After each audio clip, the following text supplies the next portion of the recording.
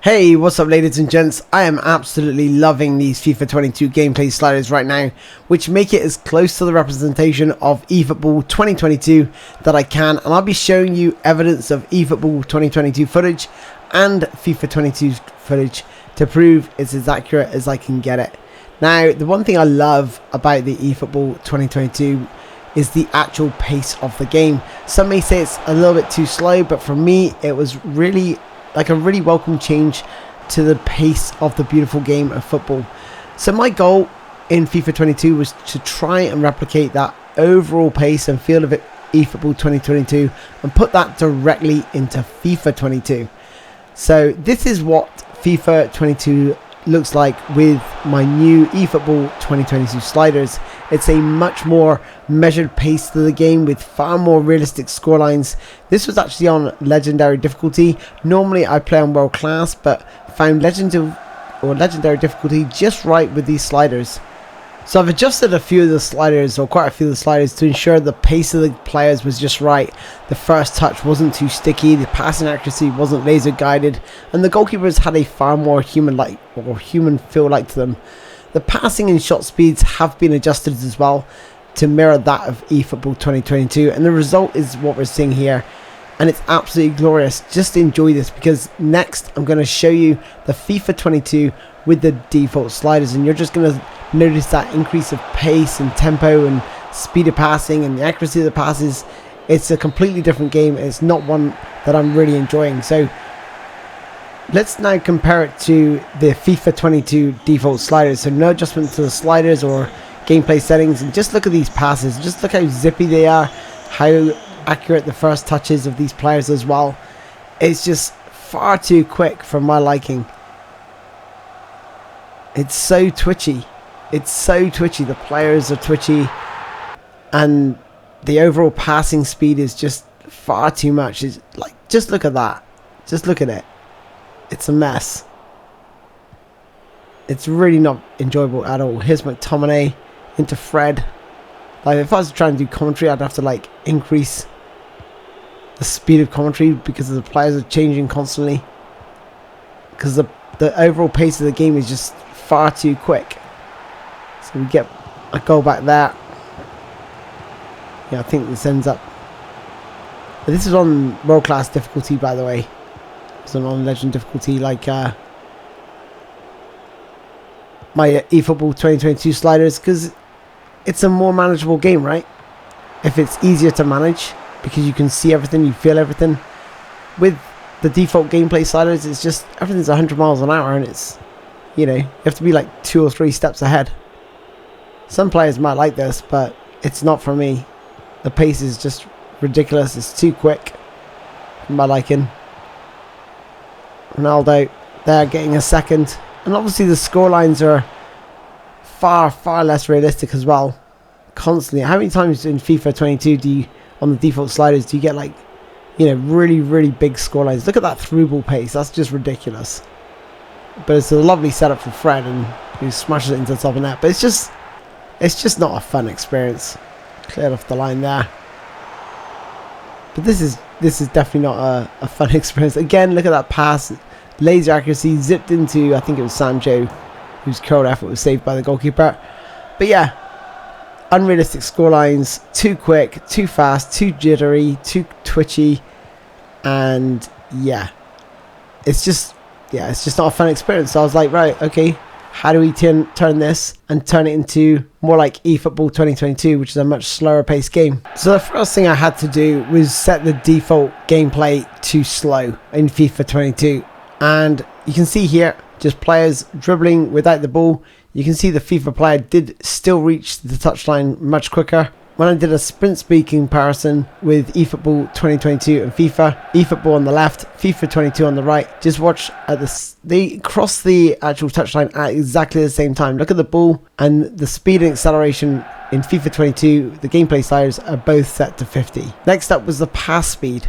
So I lowered this right down to 29 in FIFA 22, and you can sort of see it matches the speed and velocity. And I didn't just do like the normal speed tests as well, like the normal passing speed tests. There's also the lob passes. You know, obviously there's still 29 for passing, But you can see there, it's exactly the same speed in FIFA as it is in eFootball 2022. And here we go. Just watch this. We're going to see a drilled pass across the field from both players. Identical speed again. So that's really, really good to see. The next thing I want to look at was the shot error and speed. So the shot error was 63 and the shot speed was set to 51. I think just by looking at this one clip that I have on repeat, you can see it's pretty much the same speed. So just going down the list of sliders, the injury frequency. Now I've boosted this to 60 in FIFA 22, and one of the reasons I did this was to basically increase, obviously, the amount of injuries received during a game. Now if you play a Master League, or career mode should I say, you'll find that the injuries during a match are quite low, and that could be the same said for eFootball 2022. There's not many injuries during a game. I think I've seen 1 or 2 in my entire time of playing eFootball 2022, so it's not a lot. So I'm not really reflecting eFootball 2022 here, but I just wanted to add more realism. Like, I do pick up a lot of injuries during a career mode, like I said, but I'd like to see more during a game. Hopefully they're not too severe, otherwise I may have to reduce that severity, but I think it's going to take a little bit of testing over the course of a career mode to really determine what that injury frequency should be set at. Next up is the goalkeeping ability. Now in eFootball 2022, the goalkeepers are not all that great. Partly bad programming, partly improvements to the goalkeeper in the way they seem more realistic than some previous PES versions. And I think it's a welcome addition that the goalkeepers aren't as good. Some of the programming is bad, especially when you call a goalkeeper out and he doesn't like run directly at the ball. He sometimes just runs in a straight line and the ball could be off on an axis in a way. So that is kind of bad goalkeeping. But for the most part, I do like the fact that they're not impossible to beat and you can score the odd long shot, which is quite nice and refreshing to see. So what I would recommend doing with FIFA 22 is setting this to 43. We did boost the speed of the shots to 51. Just remember that. So you may want to leave it at 44 or 45. It really does depend on you, and depends on perhaps as well the league you're playing in and the goalkeepers that you're facing. So I would probably opt for 45 if I'm being brutally honest. But in this example, I've basically set it to 43. Now the final slider that you need to adjust is the first touch control error for user and the CPU. Now if you're in the Premier League or the Liga 1 division or the top leagues, you know, just set this to about 75. But I think if you're going to play the lower divisions, scale that back all the way, not any further than 51 though. I found that 51 was just about right in the lower divisions, and I'm talking the lowest of the low divisions. So if you are there, then you may want to set it to 51. Otherwise it can be a little bit boring, a little bit too slow.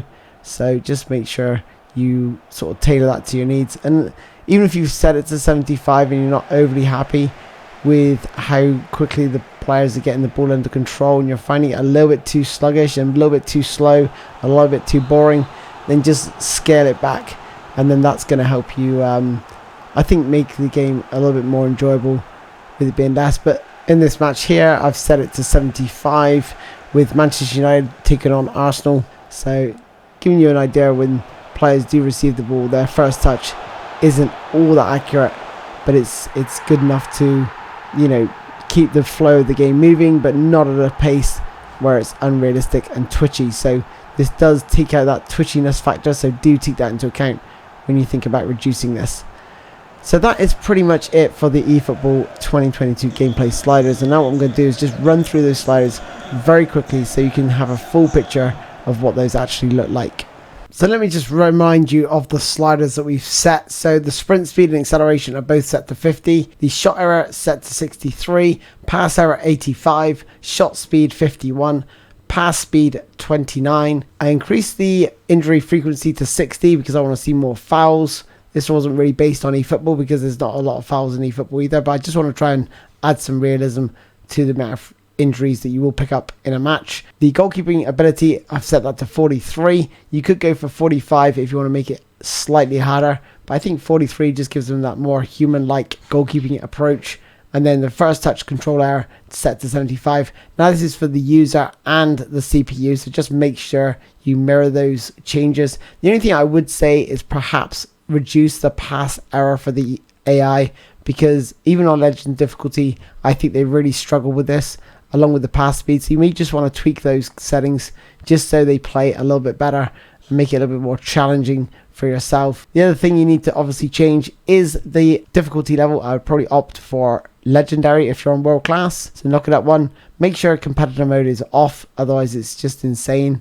They do too many tricks all over the field. And going down further, the main one you want to change obviously is the game speed. So you can see that it is set to slow. You've got fast, slow and normal. Just make sure that's set to slow. Now, whilst those sliders are excellent and all looking pretty good, one of the things you'll probably notice I didn't change were any of the sort of positional sliders, which, to be honest, I don't think it's going to be possible to replicate the way players move in eFootball 2022, because they move so naturally and probably the best in any football game, certainly recently, that I can remember.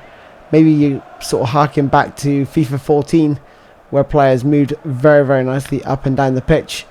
But since then, I think eFootball 2022 does it even better. So yeah, trying to replicate that in FIFA 22 with the sliders, I don't know if it's possible. I'm going to give it a try. So be sure to stay tuned to the channel, and if I can, get them sort of close by, it's going to take a lot of analysis, a lot of playing around, because I don't truly understand how those work, or it's been a while since I last tested them. So I think the last time I looked at them was for PES 21, so it is going to be difficult to get those nailed on. But that is pretty much it for me, ladies and gents. I just want to give a quick shout out to my channel sponsors. Much appreciated, guys. Thank you so much. And if you do want to become a channel sponsor and have your name up in lights as you're seeing here, then be sure to subscribe or join the channel as a member.